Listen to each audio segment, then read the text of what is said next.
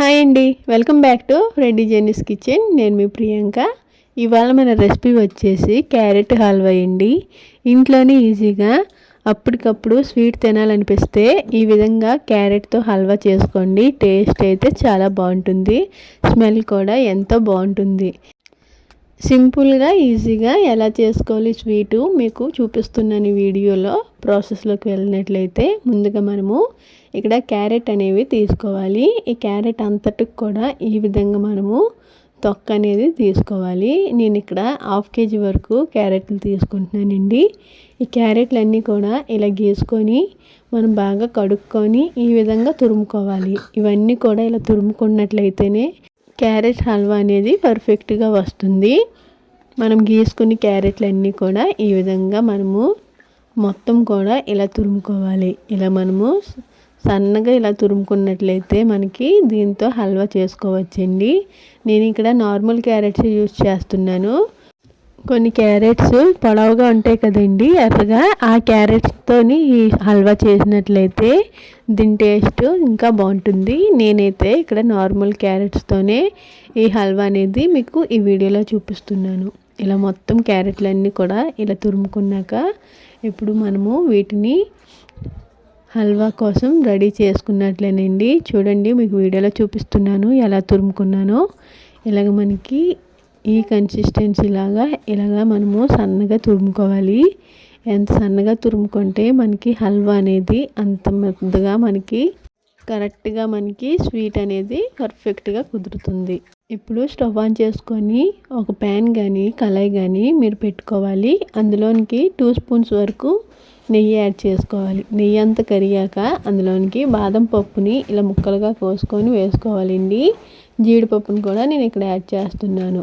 ఒక 10 నుండి 12 వరకు బాదం పప్పు, జీడిపప్పు గోల్డెన్ కలర్ వచ్చే వరకు ఫ్రై చేసుకోవాలి. ఇప్పుడు ఇందులోనికి కొంచెం మనము కిస్మిస్ని కూడా యాడ్ చేసుకోవాలి. ఇవన్నీ కూడా ఇలాగా నెయ్యిలోని బాగా ఫ్రై చేసుకోవాలండి.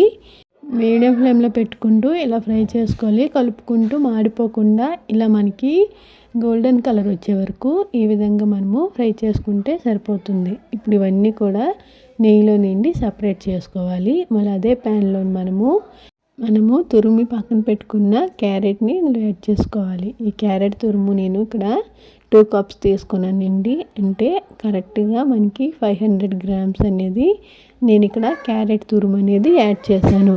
ఈ తురుము అంతా కూడా ఒకసారి ఇలాగ మనము మీడియం ఫ్లేమ్లో పెట్టుకొని 2 to 3 minutes వరకు పచ్చి స్మెల్ పోయే వరకు ఇలా మనము నెయ్యిలోనే ఫ్రై చేసుకోవాల్సి ఉంటుంది.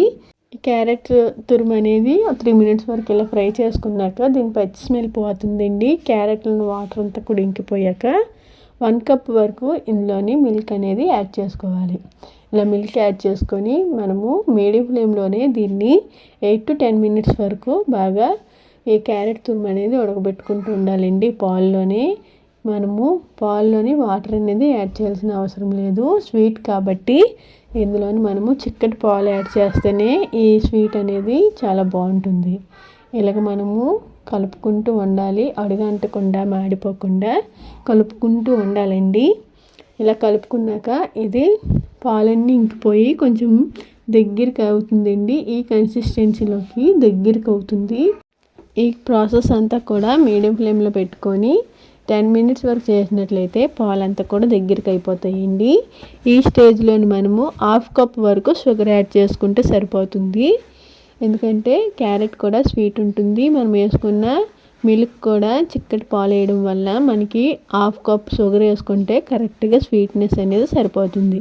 షుగర్ వేసుకున్నాక ఇలాగా షుగర్ అంతా కూడా మెల్ట్ అయ్యి క్యారెట్ తురుముని అబ్జర్వ్ చేసుకోవడానికి మనకి 3 to 4 minutes వరకు పడుతుందండి. ఈ ప్రాసెస్ అంతా కూడా ఇలాగ మీడియం ఫ్లేమ్లో పెట్టుకొని షుగర్లు బాగా మెల్ట్ అయ్యి షుగర్ సిరప్ అనేది వస్తూ ఉంటుంది. అదంతా కూడా అబ్జర్వ్ అయ్యి బాగా దగ్గరికి అయ్యే వరకు మనం ఇలాగా కలుపుకుంటూ ఉండాలి.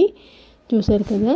ఇప్పుడు ఇందులోనికి 1/2 స్పూన్ వరకు ఇలాచీ పౌడరు, మనము బాగా ఫ్రై చేసుకున్న డ్రై ఫ్రూట్స్ కూడా ఇందులో యాడ్ చేసుకోవాలి. ఇవన్నీ కూడా వేసుకున్నాక మళ్ళీ ఒకసారి బాగా కలుపుకోవాలండి. అలాగే ఇవన్నీ కూడా డ్రై ఫ్రూట్స్, క్యారెట్ హల్వాలోనికి డ్రై ఫ్రూట్స్ అన్నీ కూడా ఈ విధంగా కలుపుకోవాలి. ఇలా కలుపుకున్నాక ఇప్పుడు దీని మీద మూత పెట్టుకొని 3 మినిట్స్ వరకు లో ఫ్లేమ్లో పెట్టుకొని ఇలా మూత పెట్టినట్లయితే ఇంకొంచెం తడిదనం అనేది అంతా కూడా పోతుంది. ఇప్పుడు మూత తీసి చూసినట్లయితే చూసారు కదా, మనకి బాగా కూడా ఈ స్వీట్ అనేది బాగా దగ్గరికి అయ్యింది. చూసారు కదా, మనకి క్యారెట్ హల్వా అనేది కరెక్ట్గా మనకి రెడీ అయిపోయింది.